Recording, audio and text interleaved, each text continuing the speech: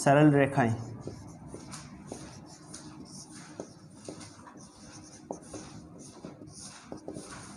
या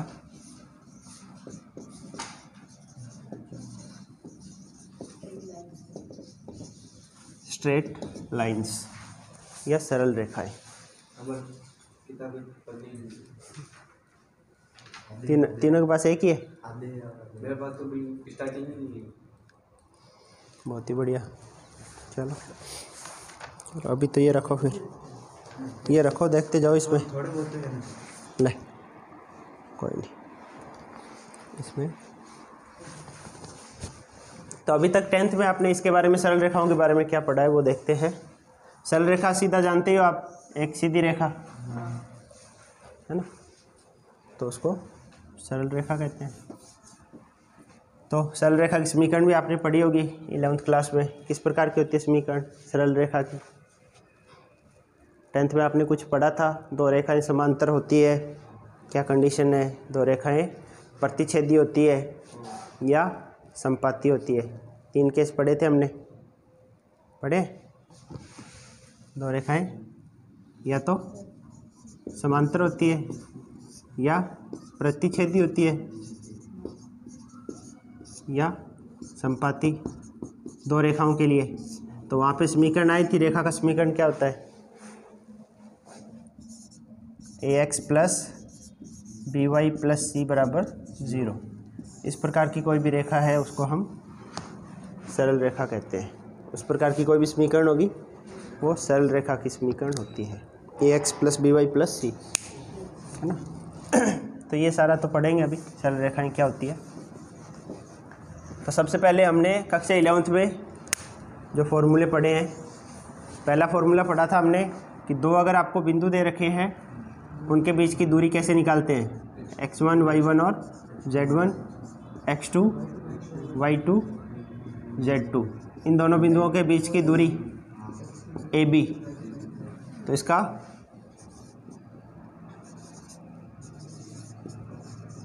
सूत्र क्या होता है? AB की दूरी बराबर under root x2 minus x1 का square plus y2 minus y1 का स्क्वायर।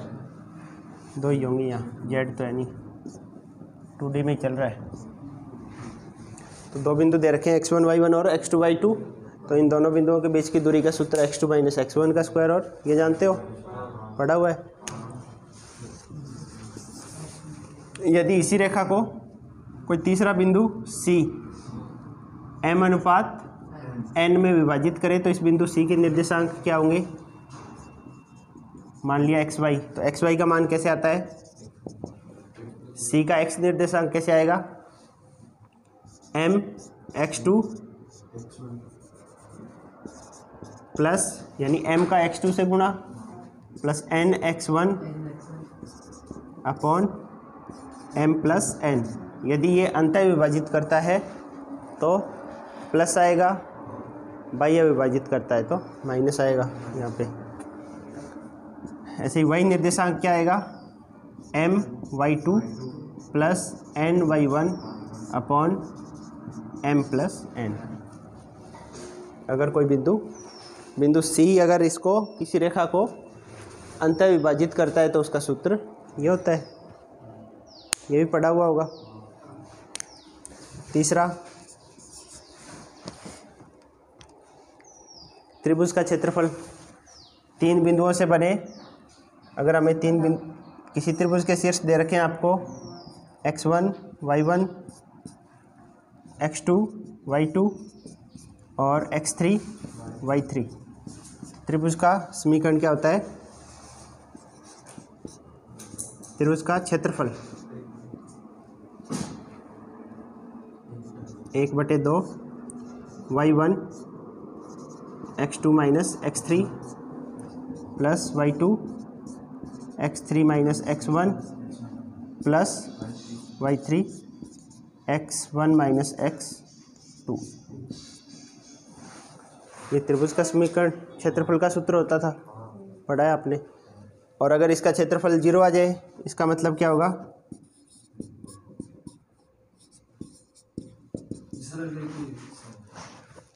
क्षेत्रफल 0 कब आ सकता है? अगर ये चाहे कितना ही सरल रेखा में अगर होंगे तो ही इसका हो सकता है। अभी 3 बिंदु है, इनको मिलाया और कोई त्रिभुज नहीं बना। इसके अलावा अगर सरल रेखा में नहीं है ना तीनों, ये मान लो बिंदु यहाँ है, तो भी इनसे जब त्रिभुज बनाओगे ना तो कोई ना कोई तो उसका क्षेत्रफल आएगा। अगर क्षेत्रफल 0 है इसका मतलब तीनों बिंदु सरेख है एक रेखा में। तो सरेख होने की कंडीशन ये होती थी इसका ये बराबर 0, यानी त्रिभुज का अगर क्षेत्रफल 0 है तो वो तीनों बिंदु सरेख होते हैं, मतलब एक ही रेखा पर है। यहाँ तक आप पढ़ चुके हो, ठीक है। यहाँ पे अब नया पढ़ेंगे, वो होता है रेखा की ढाल। सरल रेखा की ढाल दोनों में दे रखा है कि इसमें है? ये वाला पेज है ना, ठीक है। तो स्लोप ऑफ ए लाइन,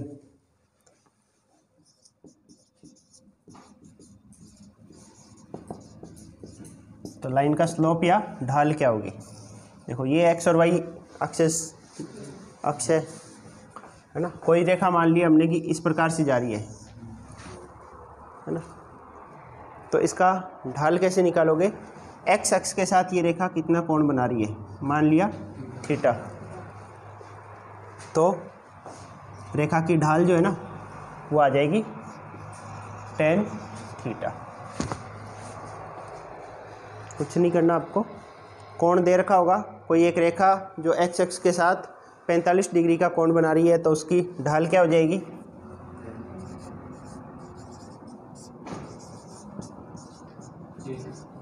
एक। तो रेखा की ढाल का सूत्र होता है tan थीटा। थीटा है एक्स अक्ष के साथ उस रेखा का बनाया गया कोण। तो किसी भी रेखा की ढाल अगर ज्ञात करनी हो तो हम उसको लिखेंगे tan थीटा, ठीक है। अब इसी ढाल को अलग अलग नाम दिए जाएंगे। अब इसको रेखा की ढाल भी बोल दिया जाता है, या इसको प्रवणता, रेखा की प्रवणता भी बोला जाता है। इंग्लिश में इसको टेंजेंट बोलते हैं। ये तीनों नाम एक ही चीज़ के है ना। इसके लिए जो सिंबल काम में लिया जाता है उसको हम m से लिखते हैं, स्मॉल m। m का मतलब है रेखा की ढाल या रेखा की प्रवणता या रेखा का टेंजेंट। टेंजेंट का इसीलिए हम tan थीटा लेते हैं, उसी का tan को पूरी फॉर्म जो होती है वो टेंजेंट बोलते हैं उसको, है ना। तो टेंजेंट शब्द आ जाए उसका मतलब रेखा की ढाल की बात हो रही है, और ढाल को हम m से लिखते हैं। जब भी दो रेखाएं आएगी तो हम लिखेंगे m1 और m2, मतलब ये पहली रेखा की ढाल, ये दूसरी रेखा की ढाल। यहाँ तक ठीक है। तो रेखा की ढाल अगर हमें कोण दे रखा है एक्स अक्ष के साथ, उसका कोण क्या है, तो उससे हम रेखा की ढाल निकाल लेंगे tan थीटा। जो भी जैसे अभी बताया था, अगर ये कोण 45 डिग्री है, एक्स अक्ष के साथ कोई रेखा 45 डिग्री का कोण बनाती है, तो उसकी ढाल क्या होगी? tan 45, यानी क्या हो जाएगी? tan 45 का मान 1 होता है, तो इस रेखा की ढाल 1 है, m बराबर 1।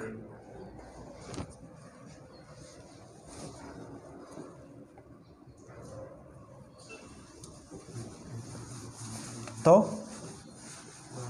ढाल आ गया समझ में? ढाल आ गया समझ में। तो आप दो सवाल आपसे, पहला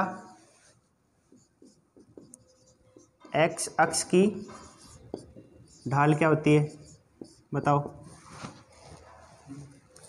ये जो समझाया उससे आप बताओ एक्स अक्ष की ढाल क्या आएगी? 0। शाबाश। एक्स अक्ष की ढाल, तो एक्स अक्ष के साथ कितने डिग्री का कोण बनाता है? 0 डिग्री का। इस रेखा की ढाल पूछिए, ये एक्स अक्ष के साथ 0 डिग्री कोण बना रही है, तो इसकी ढाल आएगी tan 0 डिग्री, जिसका मान होता है 0। तो एक्स अक्ष की ढाल होती है 0। इसी प्रकार वाई अक्ष की ढाल 90 डिग्री कितनी आएगी?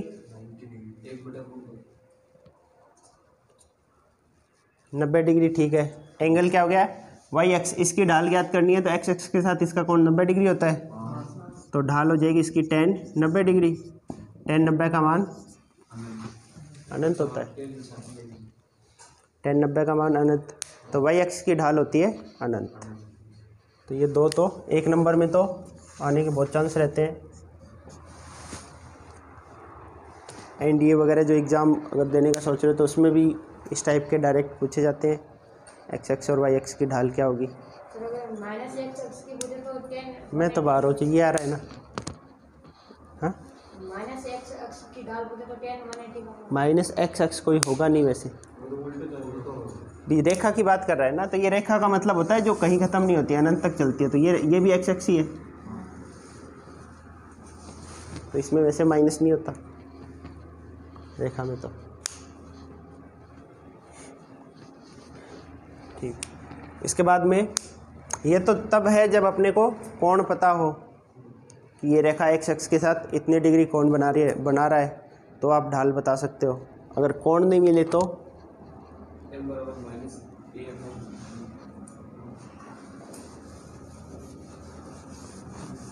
वो देख लेते हैं फिर।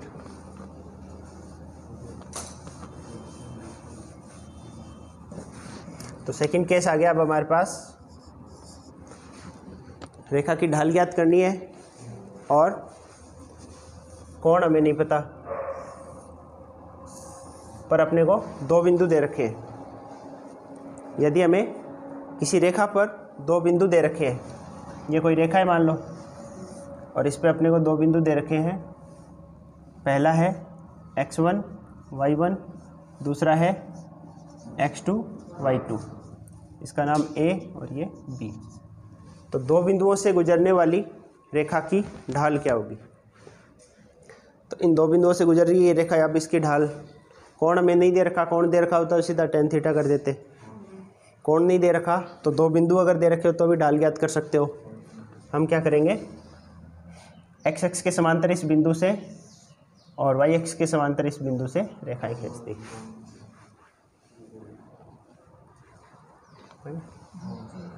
ऐसा पूरा ही खींच दो। चलो, तो या सिर्फ चलो यही ट्रायंगल बनाते हैं इतना। तो ये समकोण त्रिभुज बन गया हमारा। अब आप ये देखोगे, ये दूरी यहाँ से लेके यहाँ तक, ये कोई तीसरा पॉइंट सी है, तो ए सी की दूरी कितनी आएगी, शाबाश। अब इसको जब आपने यहाँ मिलाया ना, तो ये पॉइंट क्या है, x2, इसको यहाँ मिलाया तो ये पॉइंट क्या है, x1।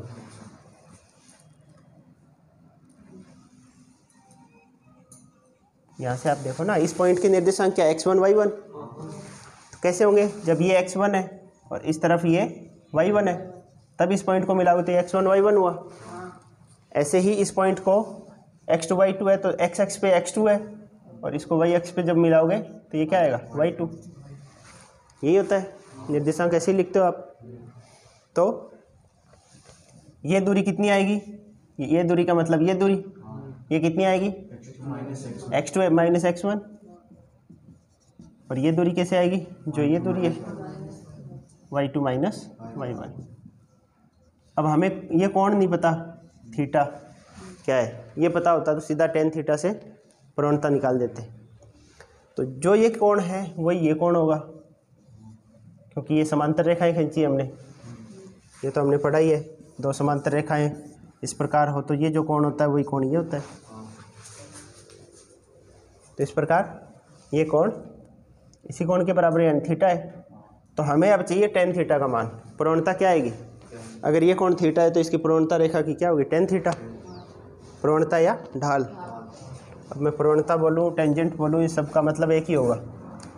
तो यहाँ पे हमें मान चाहिए रेखा ए बी की ढाल बराबर tan थीटा, ये ढाल होगी। और tan थीटा का मान कैसे आएगा, tan थीटा क्या होता है, इस त्रिभुज में देखो आप ABC में, हाँ समकोण त्रिभुज ABC में tan थीटा बराबर सूत्र क्या होता है, लंब बटे आधार। टेन थीटा बराबर लंब बटे आधार, लाल बटे कक्का,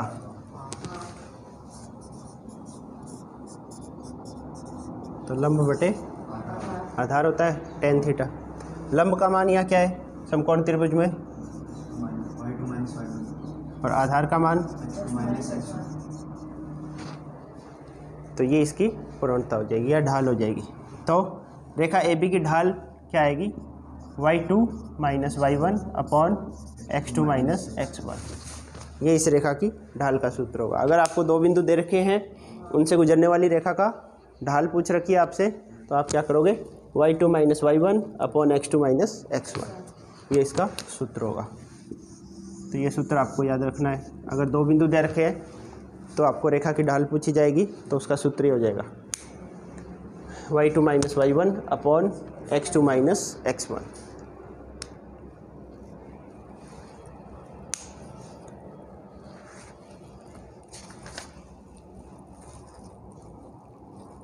क्या टाइम क्या हुआ है?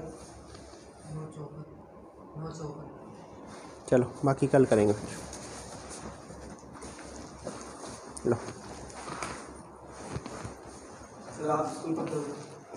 मैं 17 को ही आऊँगा अभी।